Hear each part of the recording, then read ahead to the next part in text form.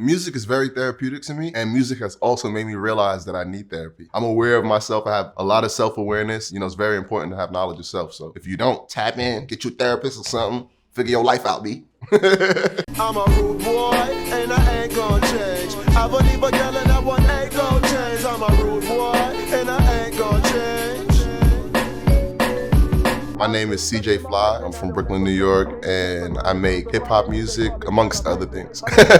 I'm secretly a reggae artist at heart. Look at my Naya, gal get taken in the bedroom, I'm amazing. She told me she had some tricks, a holy nastiness. I won't even ask for what of you was too much I had to did. In high school was banging crib, my love's always had the grip. You suffer your mans was with, you judge by who you hanging with. My mom would always play music growing up. My dad, being Jamaican, would always play lots of reggae music. He would always be like singing all the Buju Banton and Barris Hammond songs. Like, he loved that, you know what I mean? So seeing them sing and seeing their love for music, it converted into me. I consider myself an autobiographical rapper. Everything is like, you know what I mean, very genuine and from the heart. I like to like try to be vulnerable, you know what I mean? I'm big on not letting the whole hypermasculinity thing take away from me telling my story and sharing who I actually am with the world. Look at the song Keep Winning. Keep Winning is like a mantra, a positive message for everybody who's either not doing so great right now or doing great and wants to continue doing great. Swear my phone keep ringing, feel real good, it got me grinning. Just to think this the beginning. Can't stop, won't stop, gon' keep winning. That was my whole idea behind that song. I want that song to motivate you. People wrote me about that song and said, yo, this is what I needed today, bro. Like, hearing that song really gave me the charge I need before going out into the world today. So I'm honored to be able to provide vibrations that have healing and, you know, magical properties like that. Shout out to the supporters who connected the music on that level. I do it for them specifically. I don't want to ever be seen as this like tough cookie who's never opened up, you know what I mean? I'm a sensitive cancer. My whole life growing up in high school and all that, I've always had female friends because they've always taught me the balance of communication. There's some guys that can't be friends with women without trying to sleep with them. I'm the opposite. I'll be best friends with a girl and never think about sleeping with her. Every girl is not supposed to be your team. And women are the best. Like, am I wrong? Like, divine feminine energy is very important. We wouldn't be here without it. I've been told by many people that are in the spiritual community and elders that I have pharaohs in my past life and my ancestry. So, you know, I just wanted to connect with that more and also pay homage. I put out Rude Boy in 2020, but I also have been gone for a little while. So it was like me returning back to my greatness, to my royalty.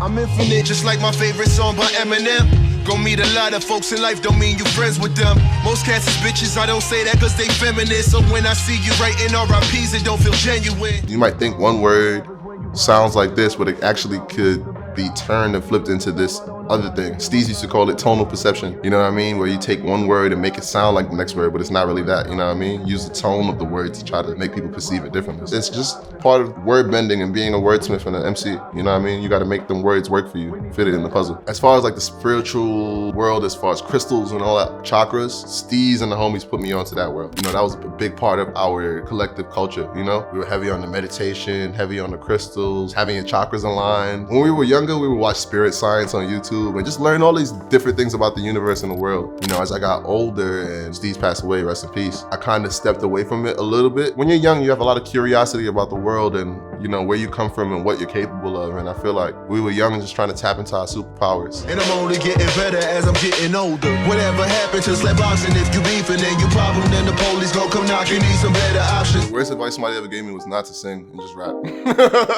Honestly, and it was a guy too. But it's like, when women hear my music, they're like, oh, you need to keep doing this. So I'm done for listening to whoever told me that shit. Best advice, strike while the iron is hot. When you got things going and you're being consistent, just keep it going. You know what I mean? Don't wait until the right time. That right time shit is bullshit. You won't ever have to ride folks like I did. You won't ever need to sell stuff like I did. You won't ever have to sell drugs like I did. You won't ever need a thing cause you're my kid. There's a lot of songs where I'm talking about stuff going on in my family that I haven't felt comfortable to release because I haven't quite understood the conflict of what's going on. It happens to a lot of us. A lot of us have issues with even our parents and we don't know how to navigate. Oh, that's my mom, that's my dad. It's like, you don't ever want to do anything to disrespect them. Or even my dad's a joker. I'd be like, yo, dad, I'm going to therapy. He's like, you're going to therapy? For what? It is like, it don't got nothing to do with you specifically because you did an amazing job as a father, but it's like, I personally feel like I need to go to therapy to talk about things and digging on things that I feel like I wasn't able to get answers on, you know what I mean? Even me losing my friend at such a young age. That's something that I've never been able to speak to a professional about, and I'm still coping and trying to cope with now. It's very necessary for people to take their mental health seriously. It's sad that a lot of people in of color communities, they don't really believe in therapy to begin with. And there's so much untreated traumas from the past generation that are passed along. It's like, we don't ever think that our parents are intentionally trying to damage us, but they might not even realize the damage is being done, you know what I mean? I come from a line of hustlers,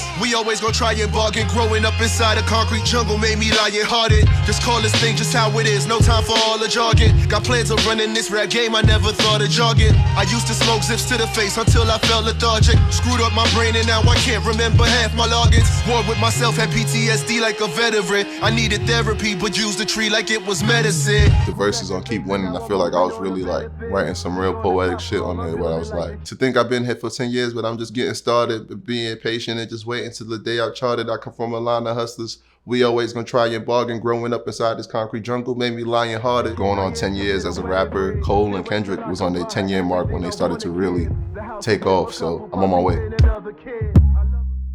Even when I first came into the game, it was the era where everybody was trying to shit on Drake for being melodic and rapping. I was at that crossroad. I was like, damn, what do I do? And I just ended up sticking to rapping because I didn't want to be ridiculed for singing, you know what I mean? And it's like, you got Kanye, he might sing on this bittersweet. You got 50 Cent, who'll be like, 21 questions. You can say, girl, it's either you love me. And that's Nate Dogg's too, but you know what I'm saying? That's the world's like, these are singing songs from rappers, you know what I mean? And those are the people that inspired me, and I didn't actually have the confidence like how they did to sing. So I'm definitely planning on releasing more of my singing stuff.